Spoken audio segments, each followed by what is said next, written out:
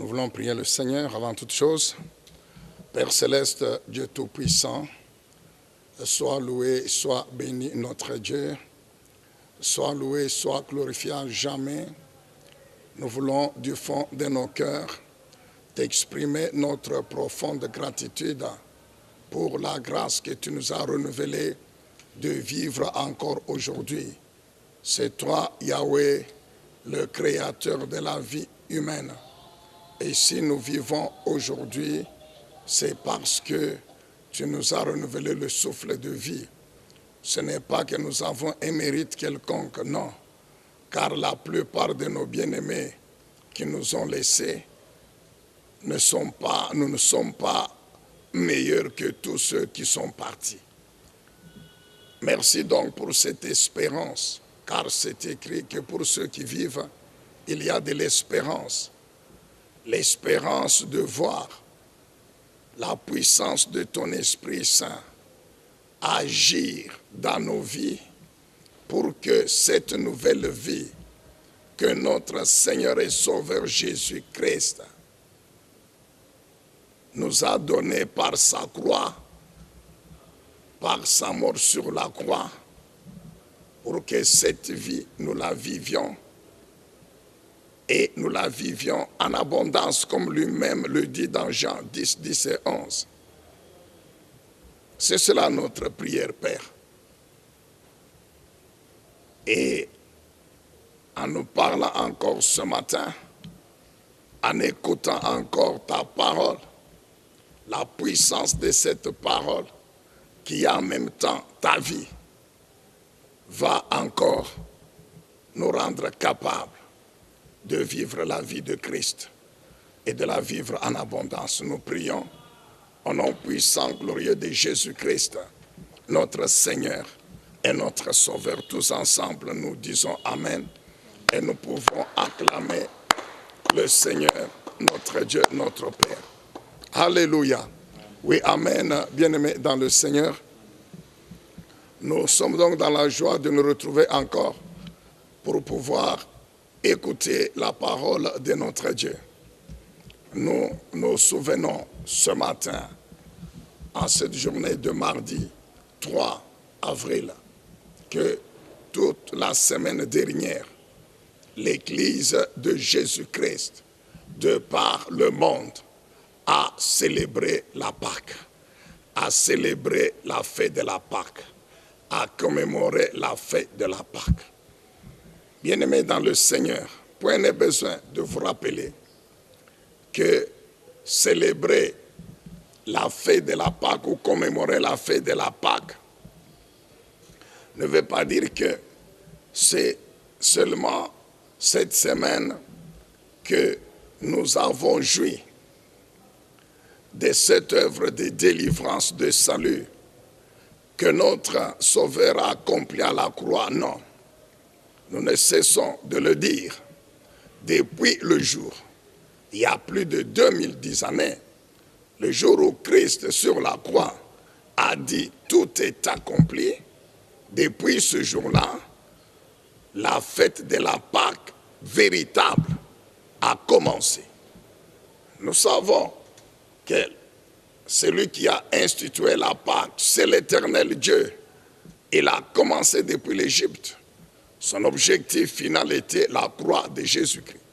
Et depuis le jour que l'Éternel Dieu Tout-Puissant a atteint son objectif, depuis le jour que l'agneau de Dieu, par excellence, qui ôte les péchés du monde, a été crucifié sur la croix, depuis ce jour-là, la fête de la Pâque véritable a commencé.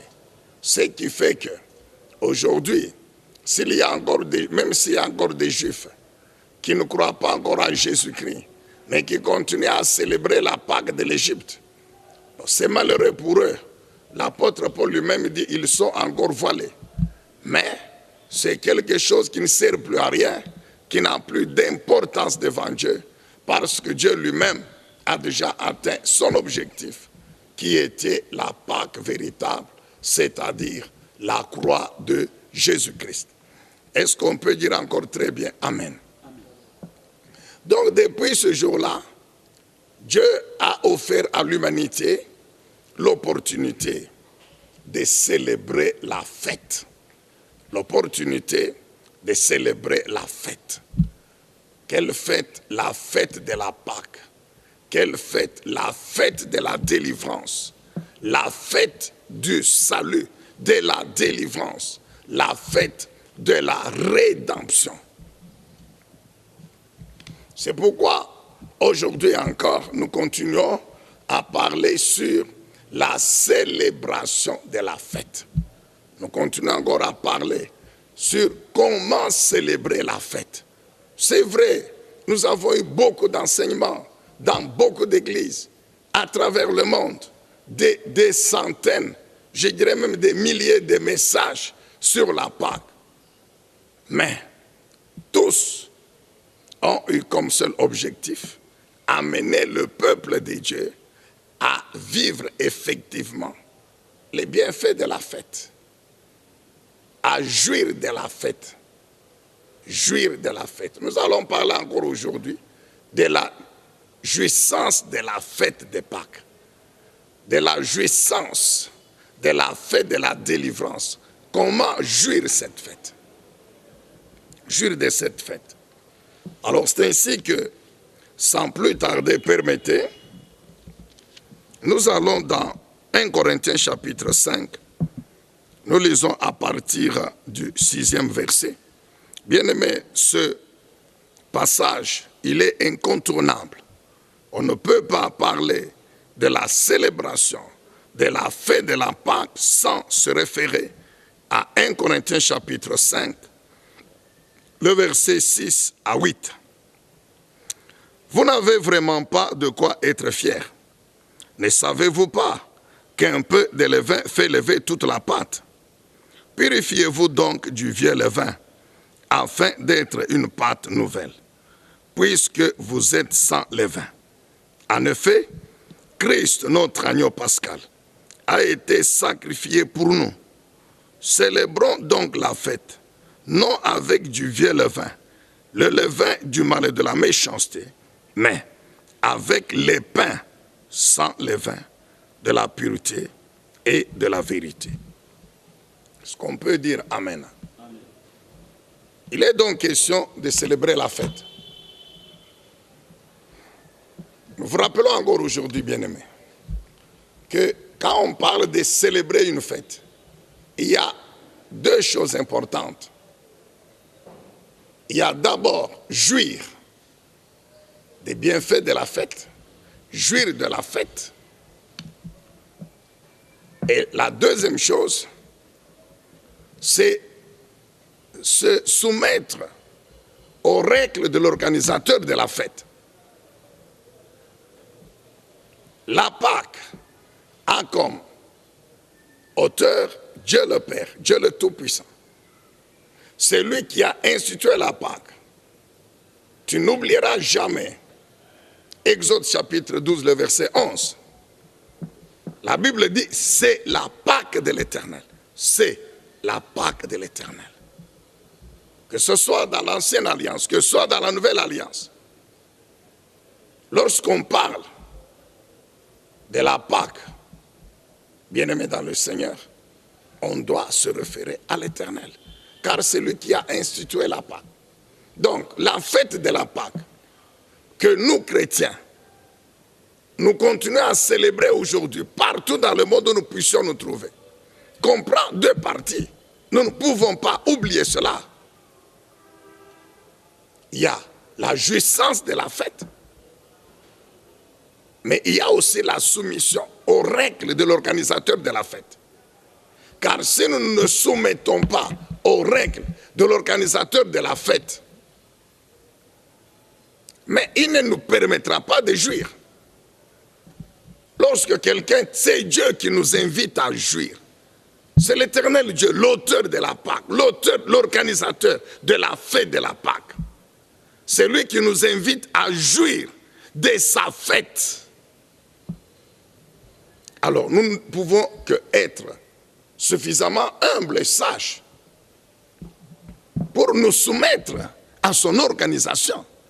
pour suivre les règles. Bien aimé, c'est extrêmement important. Des très bons messages ont été prêchés dans les églises. J'ai dit bien à travers le monde. Le peuple de Dieu a dit Amen. Le peuple de Dieu a acclamé. Le peuple de Dieu a manifesté la joie. Mais la joie de la Pâque ne doit pas se limiter au temple. La joie de la fête ne doit pas se limiter au temple. La joie de la fête doit se poursuivre et se manifester dans la vie en dehors du temple. Dimanche, toute la semaine, nous avons dit Amen. Nous nous sommes levés. Nous avons manifesté la joie. Maintenant, pose-toi la question. Toi qui peux nous écouter encore aujourd'hui, mon frère, pose-toi la question. De tout ce qu'on a dit là, est-ce que réellement je suis dans les conditions de jouir de cela? Amen, bien-aimé. Est-ce que je suis dans les conditions de jouir de cela? Alors, c'est vrai, tu te poses la question, encore aujourd'hui, mais on jouit de quoi? Quand on parle de jouir de la fête de la Pâque, mais on jouit de quoi? Parce qu'il y a beaucoup de chrétiens qui n'ont pas encore compris en quoi consiste même ce dont on doit jouir de la fête de la Pâque. Jouir de la fête de la Pâque, c'est jouir de la délivrance que le Seigneur Jésus-Christ a opérée pour nous à la croix. C'est ça la rédemption. Mais la rédemption avec quel objectif? Que la vie de Jésus, qu'il a vécu sur cette terre, en tant qu'homme, rempli de l'Esprit de Dieu, tout en demeurant Dieu, que cette vie-là soit désormais la nôtre.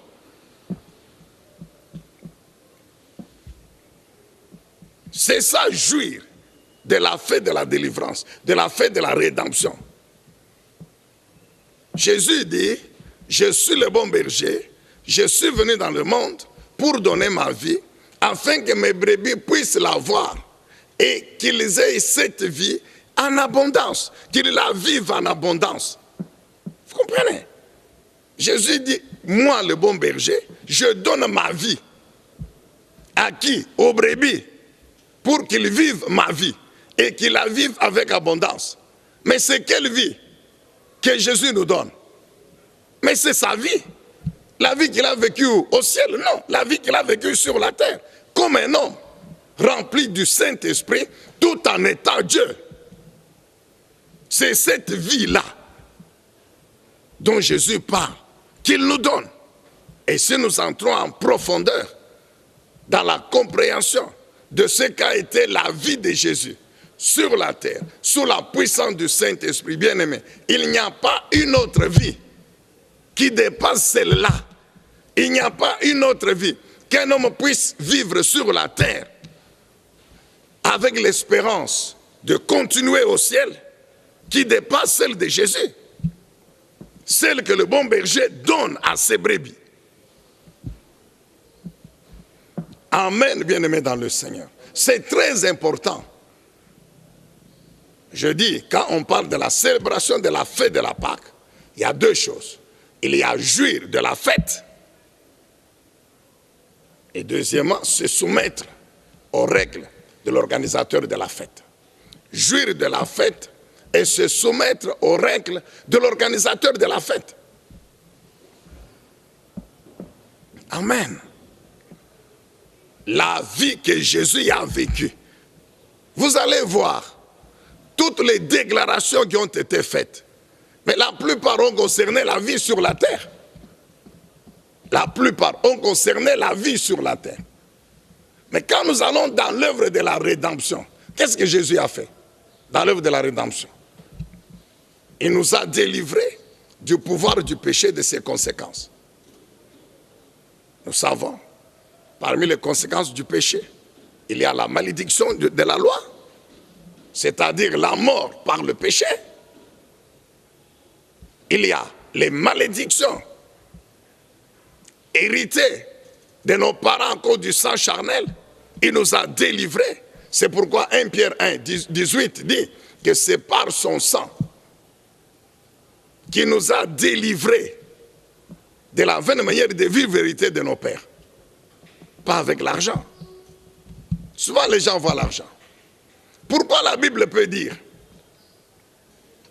que c'est par son sang qui nous a délivrés de la vaine manière de vivre hérité de nos pères, et non par l'or et l'argent. Bien aimé, il y a des choses que l'or et l'argent peuvent faire. Vous pouvez manger tout ce que vous voulez manger quand vous avez l'argent. Vous pouvez voyager où vous voulez. Vous pouvez construire comme vous voulez. Vous pouvez acheter les véhicules comme vous voulez. Vous pouvez acheter même toute la ville de Lubumbashi ici. Donc, toutes les maisons là, c'est toi qui es le propriétaire. Mais l'argent ne vous délivrera jamais de l'ivrognerie. Ne vous délivrera jamais de la malédiction. Il y a même des maladies que même si vous dépensez l'argent, vous n'avez pas la guérison.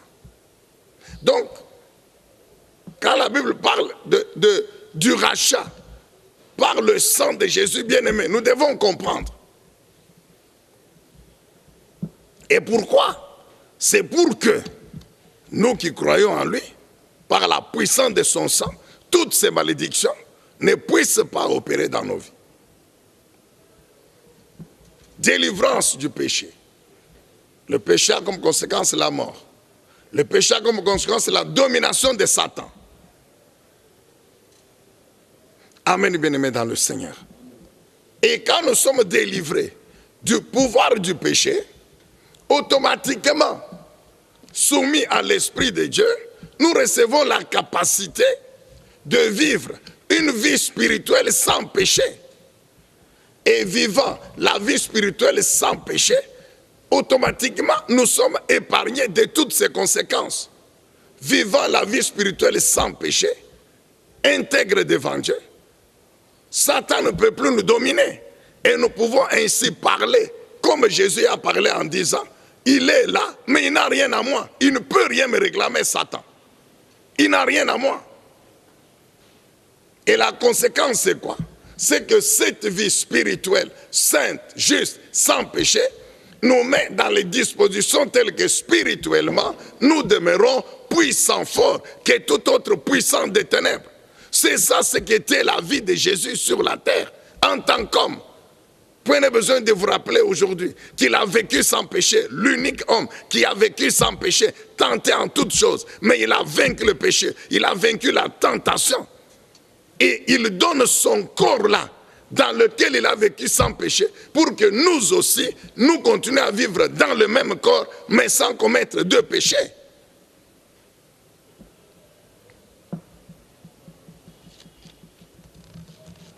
Et nous pouvons aller sur beaucoup d'autres domaines. Nous avons dit que spirituellement, c'est une vie puissante et forte.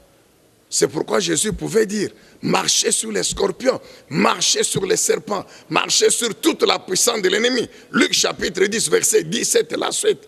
C'est pourquoi Jésus pouvait dire, dans Marc 16, 17, chassez les démons, parlez de nouvelles langues, imposez les mains aux malades, qu'ils soient guéris. Bien aimé, c'est ça la jouissance, c'est ça ce dont nous jouissons de la Pâque. C'est cette puissance-là spirituelle qui fait que Jésus est allé jusqu'à dire que même si vous prenez du poison, il ne vous fera rien. Pourquoi? Parce que le corps dans lequel je vis, c'est un corps qui ne consomme pas le péché. C'est un corps qui a la même puissance, la même vie que celui de Jésus. Que celui de Jésus-Christ. Amen, bien-aimé. Et donc, il n'y a pas une action de l'ennemi, un corps étranger qui peut détruire ce corps-là. C'est un corps qui est le temple de l'Esprit de Jésus, qui est le Saint-Esprit, qui est en même temps l'Esprit de Dieu le Père.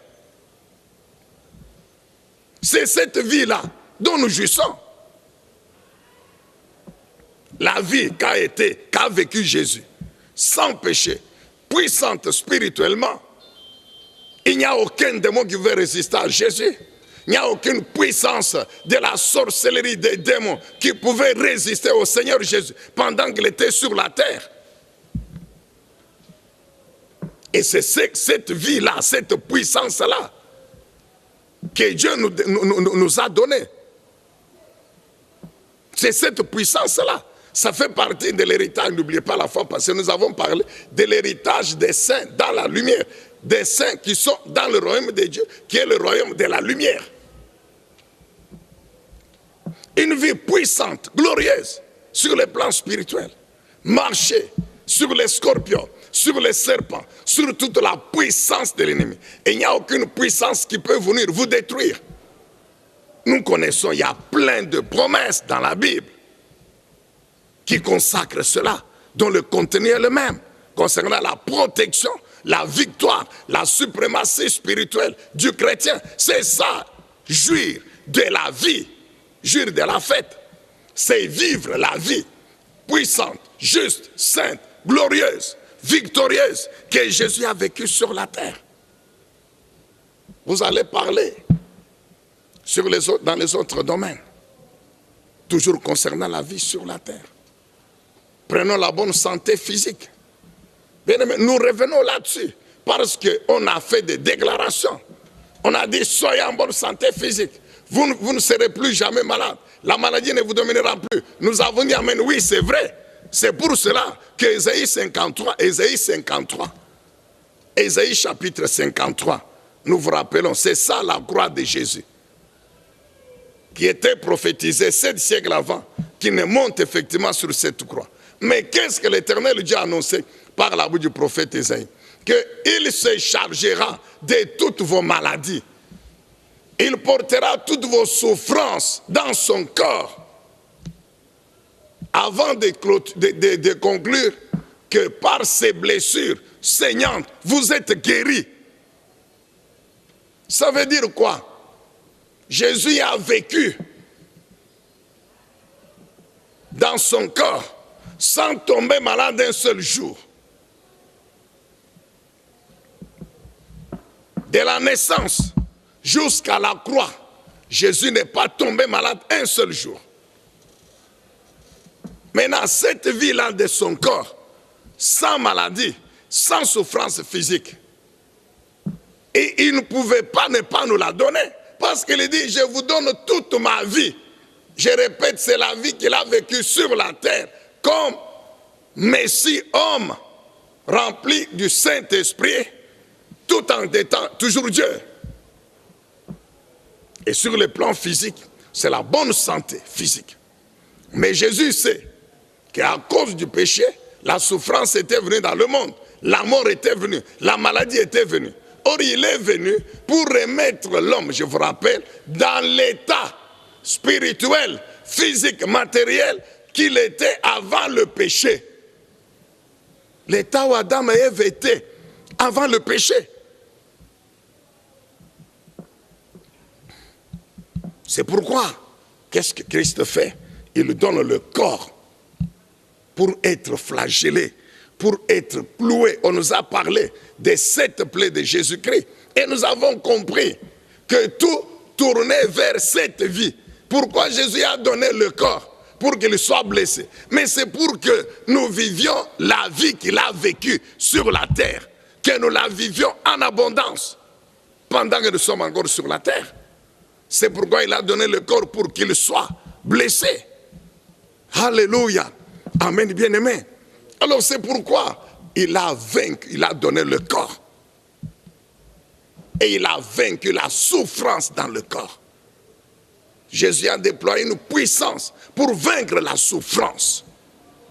Vaincre la souffrance dans le corps. Parce qu'il fallait qu'il aille jusqu'au bout. Il n'a pas dit, non, non, la souffrance maintenant me dépasse. Je descends de la croix. Ou bien laissez-moi, je ne suis plus roi, je vous répète. Non. Détruisez ce corps comme vous voulez. Mais moi, mon objectif, c'est accomplir la rédemption. C'est ce que la Bible dit. Qu'il s'est chargé de nos douleurs, qu'il a porté nos souffrances. Et par ses blessures, nous sommes guéris. Comment les blessures de Jésus nous guérissent? C'est qu'il y a une puissance. La Bible dit, par ces blessures, nous sommes guéris. Mais comment les blessures de Jésus nous guérissent? Les blessures sont des plaies. Mais la Bible dit, Dieu dit que par ces blessures, nous sommes guéris. Comment? C'est qu'il y a une puissance dans ces blessures. C'est quelle puissance? Nous avons toujours compris humblement que c'est cette puissance que notre Sauveur Jésus-Christ a déployée dans son corps pour supporter cette souffrance jusqu'au bout. C'est cette puissance-là qui agit maintenant dans nos corps quand nous sommes malades. Quand Jésus pouvait dire, voici les miracles, imposer les mains aux malades, proclamer la guérison en mon nom, par la puissance de mon nom. Pourquoi il dit ça? Ah oui, mais c'est parce qu'il a vaincu la souffrance physique, les maladies, à la croix. C'est pourquoi il peut dire par la puissance de mon nom, engager mon nom. Pourquoi Jésus nous demande d'engager son nom face aux maladies? Pourquoi Jésus nous demande d'engager son nom face aux maladies? C'est parce qu'il a vaincu les maladies à la croix. C'est écrit, par ses blessures. Pourquoi? Le Saint-Esprit a dit, par ses blessures, nous sommes guéris. Alléluia. Alors, sois guéri, mon frère. Donc, aujourd'hui encore, nous continuons à proclamer la guérison. Tu es malade, là où tu es là maintenant. Tu écoutes cette parole. Tu crois que c'est la vérité, alors que la puissance de cette vérité opère dans ton corps. Je ne sais pas où tu es à l'hôpital, tu es chez toi, tu es où, je ne sais pas. Mais, pendant que cette parole retentit dans ton esprit, crois mon frère, que réellement, la parole de Dieu est la vérité, que les blessures de Jésus ont une puissance spirituelle qui agit dans le corps physique et qui détruit la maladie dans le corps physique pour que ton corps soit en bonne santé physique, comme l'a été le Seigneur Jésus pendant tout le temps qu'il a passé sur la terre. Pas un seul jour malade. Sois donc guéri, mon frère. Si tu crois, reçois ta guérison. Ça fait partie de la vie que Jésus nous a donnée. Plus jamais de maladie. Refuse la maladie, mon frère. Ça fait partie de l'héritage des saints dans le royaume de la lumière. Amen, bien-aimé. C'est pourquoi je te répète encore aujourd'hui. Exode 23, 25. Cette puissante promesse que Dieu donne à ses enfants, à ceux qui le servent. Exode 23, chapitre 25. Dieu dit quoi? Vous me servirez, moi, l'Éternel, votre Dieu. Et quand vous allez me servir, voici maintenant en retour ce que je vais faire. 1. Je bénis votre pain et votre eau. Bénir le pain et l'eau, nous expliquons encore aujourd'hui, ça fait partie de la vie que Christ nous a donné à nous, ces bons bergers. Le pain et l'eau, nous savons que ce sont des éléments qui soutiennent la vie de l'homme sur la terre. Nous ne pouvons pas vivre sur la terre sans l'eau et le pain. Le pain représente la nourriture. Alors quand Dieu dit que je bénis le pain et l'eau, Dieu veut dire je bénis la vie. Amen, bien-aimé. Dieu veut dire je bénis la vie. Car sans le pain et l'eau, il n'y a pas de vie. Alors, lorsque Dieu bénit le pain et l'eau, c'est qu'il bénit la vie de l'homme sur la terre. 2. J'éloignerai la maladie. J'éloignerai la maladie. J'éloignerai la maladie. Et on ne peut pas parler de maladie sans penser à la stérilité. 3. Dans ta maison, pas de femmes stériles, pas de femmes qui avortent. C'est ça la vie. Que le bon berger est venu nous donner en mourant sur la croix. Car nous savons que c'est au travers de la croix qu'il nous a donné sa vie. Amen, bien-aimé. Donc si tu es là encore, maintenant là, que tu écoutes cette parole, crois que la puissance des blessures de Jésus est capable de te guérir. Crois, mon frère, que la puissance, parce que quand on parle de blessures, pourquoi Jésus a donné le corps? Pour qu'il soit meurtri, pour qu'on puisse même mettre la couronne d'épines sur la tête. C'est pour que le sang coule. Pour que le sang coule. Car c'est au travers du sang qu'on transmet la vie.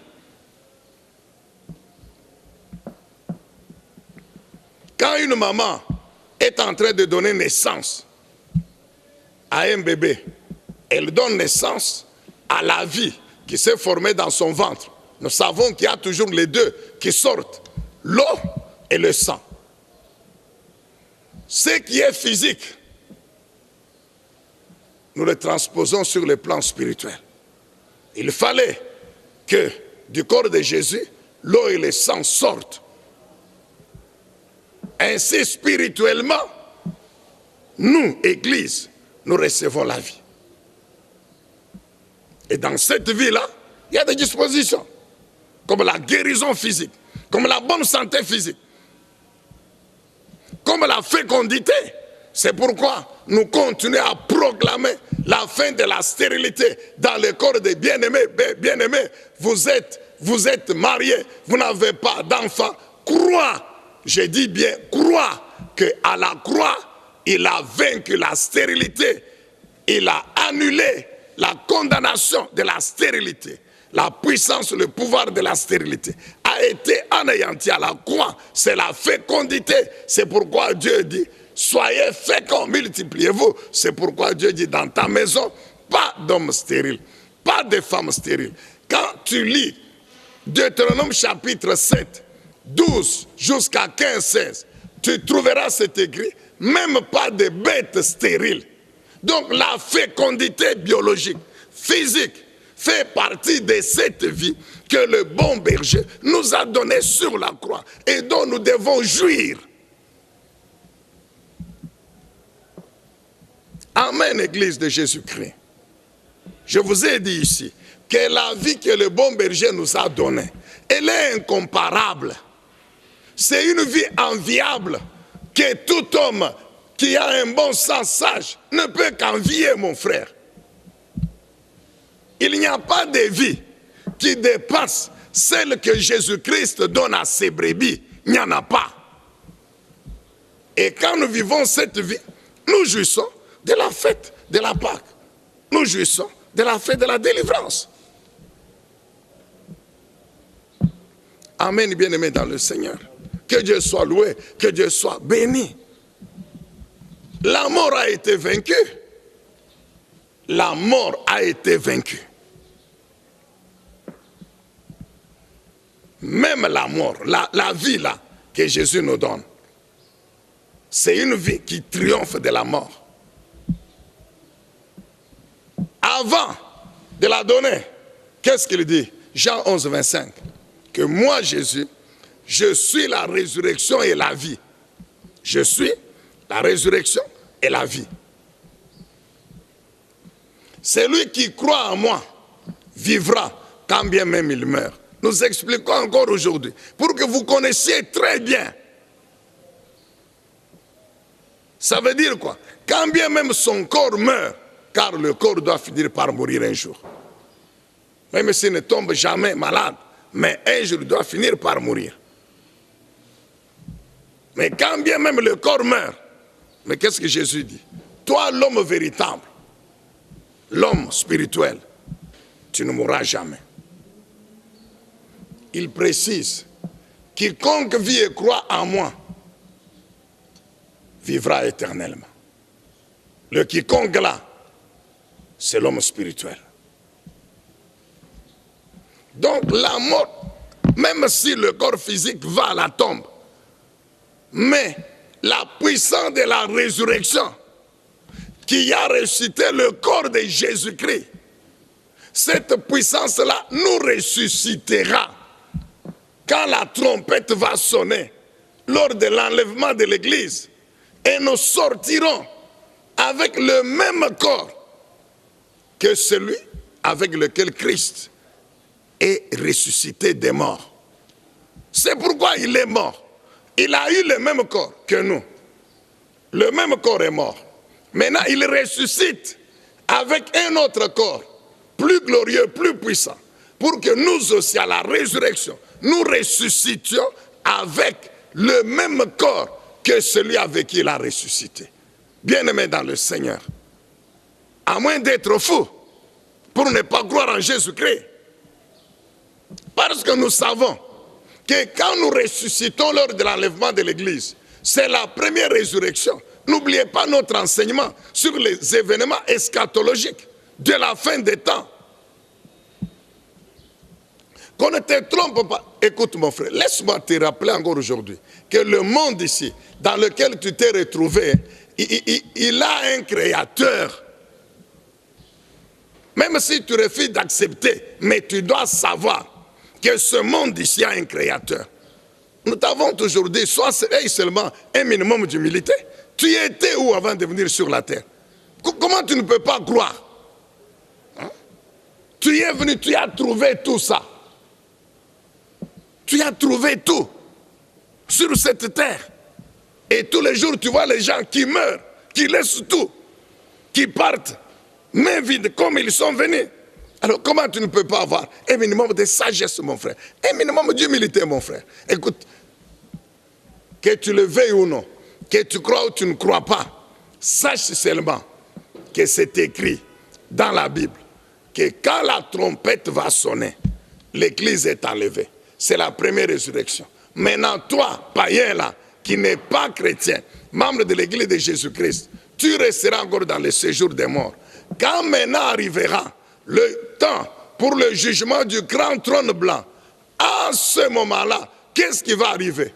C'est à ce moment-là que tu vas ressusciter. C'est la seconde résurrection qui va concerner tous les païens, dont toi, qui ne crois pas en Jésus-Christ aujourd'hui. Et ça sera pour le jugement du grand trône blanc, puis après, dans la tombe.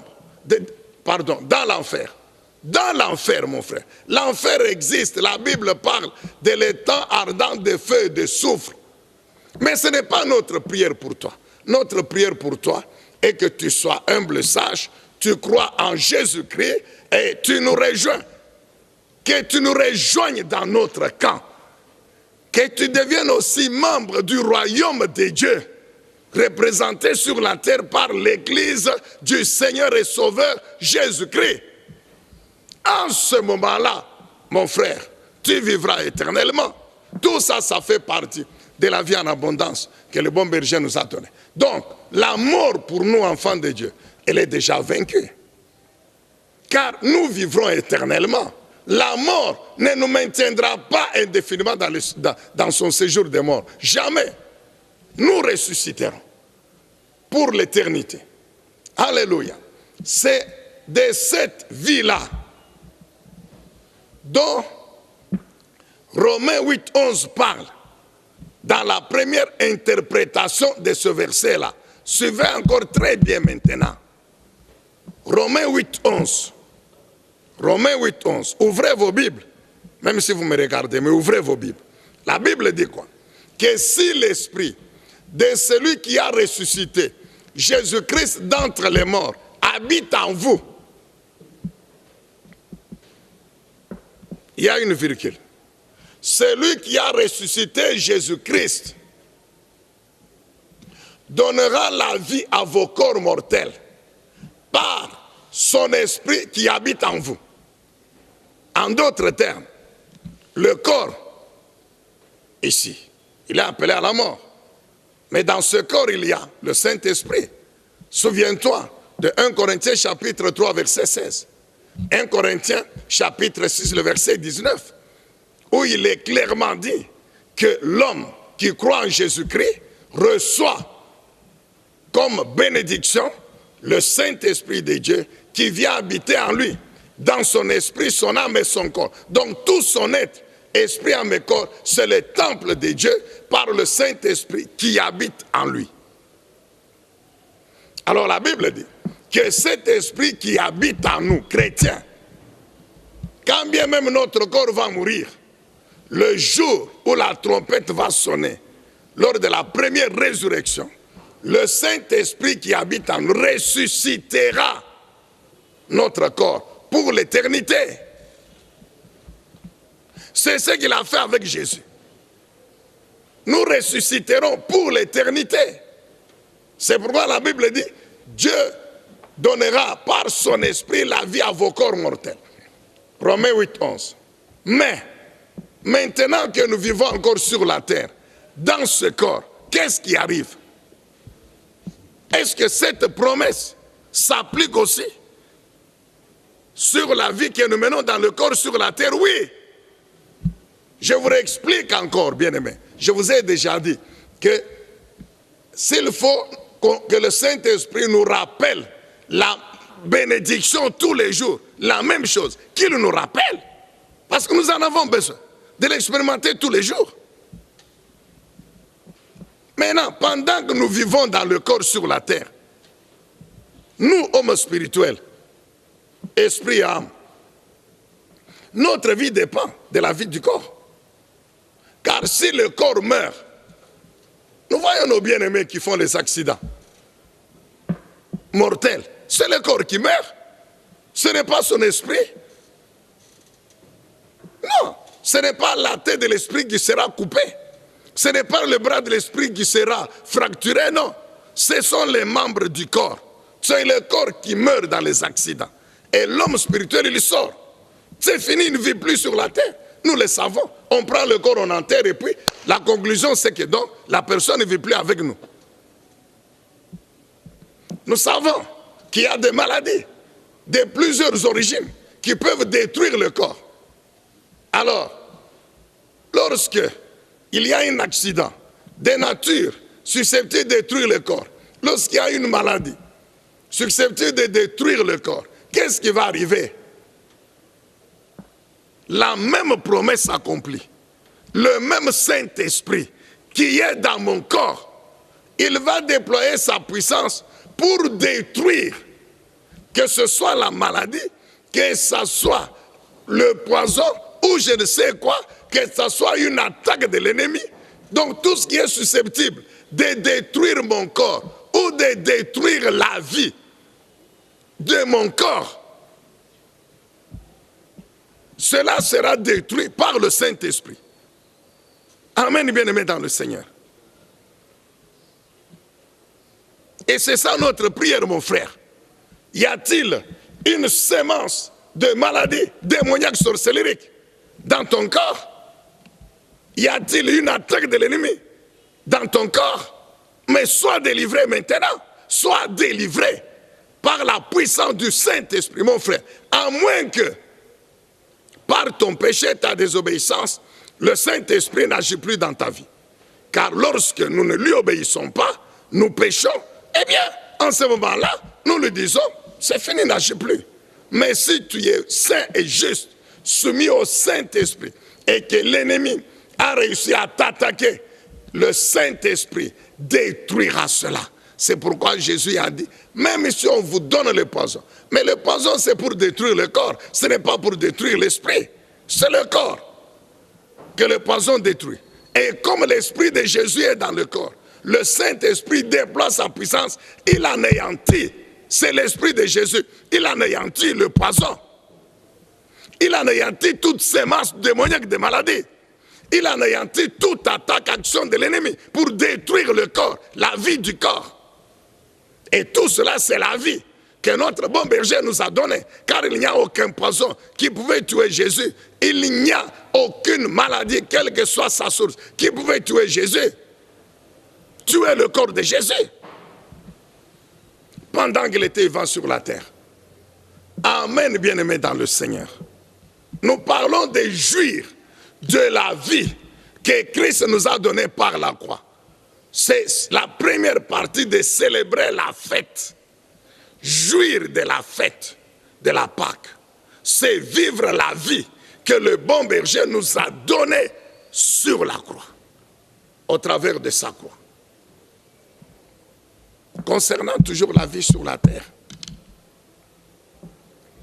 On peut aller dans les autres domaines. Matériels. Domaine matériel. La Bible dit quoi?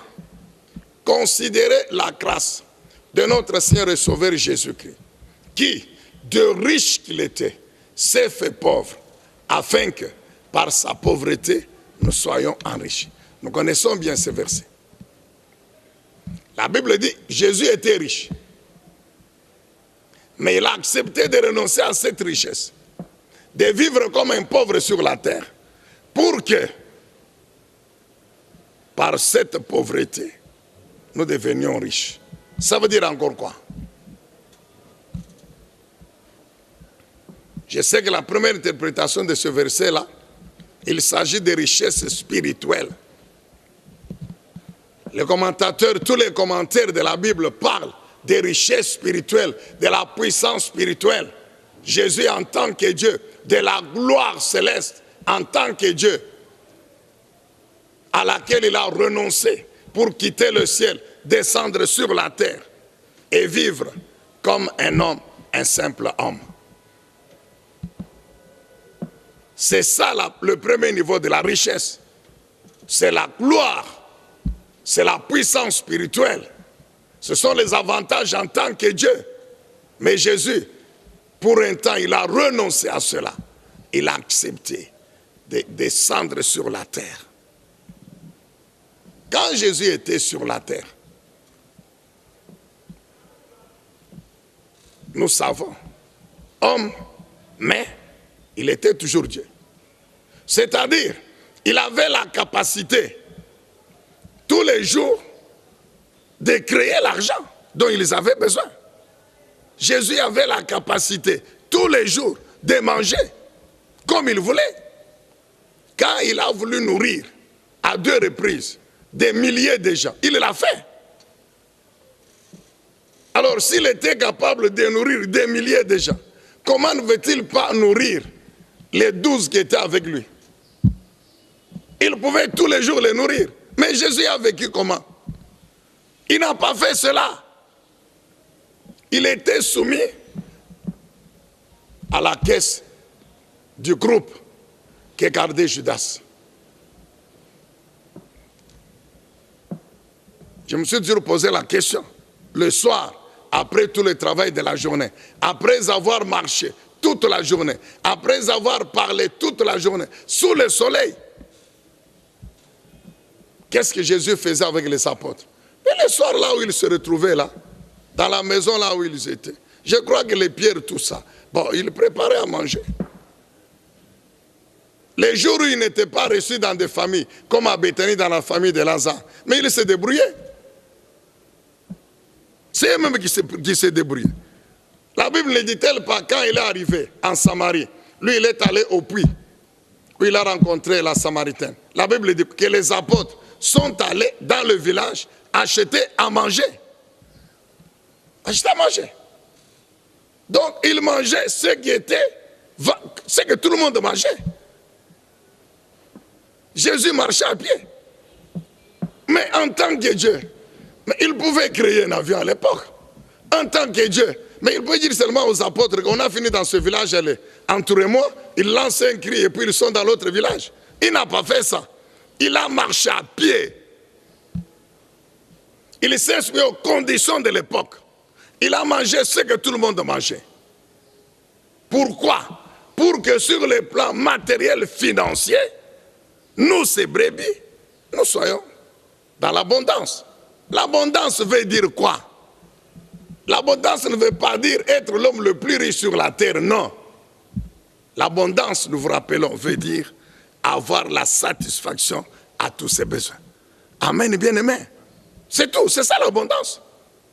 Parce que tu le veuilles ou non, est-ce que l'homme le plus riche, chaque jour, il mange pour 1 million? 1 million de dollars, il dépense 1 million de dollars pour manger. Non, c'est le même poulet ici que nous, qu'on dit que nous sommes pauvres, nous mangeons qu'il mange. C'est la même viande ici. Est-ce qu'il y a des vaches spéciales au secret? Ça c'est pour les millionnaires, ça c'est pour les pauvres. Non, c'est la même chose, non? C'est le même riz, la même farine, tout c'est la même chose. Amen, bien-aimés dans le Seigneur. C'est pourquoi le Seigneur pouvait dire, vous, les brebis, soyez sans crainte.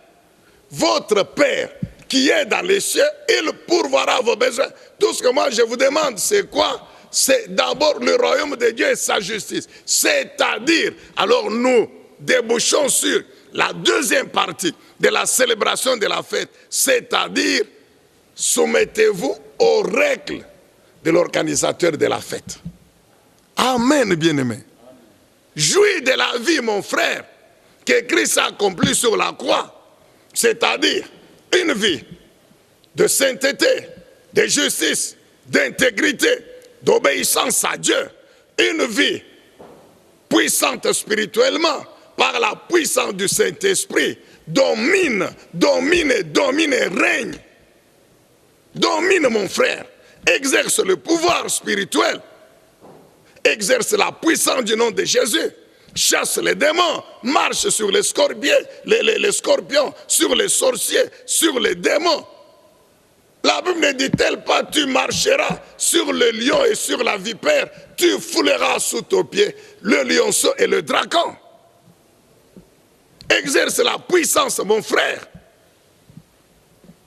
Opère des miracles par la puissance du Saint-Esprit. Sois en bonne santé physique. Alléluia. Sois féconde, ma soeur. Engendre des jumeaux, des triplés, des quadruplés, des quintuplés. Sois prospère dans le travail, prospère dans la vie des familles, prospère dans les affaires. Là où il y a la prospérité, il y a la réussite, il y a le succès, il y a la multiplication. Sois en bonne santé. Amen, bien-aimé dans le Seigneur.